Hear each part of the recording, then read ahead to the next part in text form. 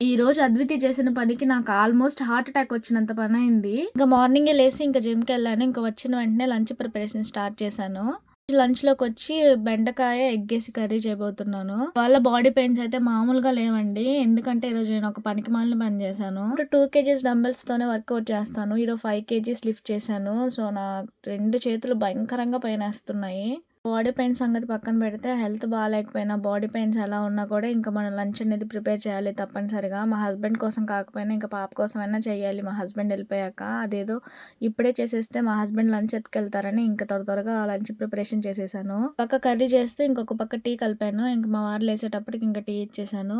లేడీస్‌కి వంట సంగతి పక్కన పెడితే ఇంకా క్లీనింగ్‌కే సగం డే అయిపోతుంది గదా! ఒక పక్క ఇంకా రైస్ అయిపోయింది. రైస్ తీసేసి ఇంక ఎగ్స్ పెట్టాను స్టవ్ మీద.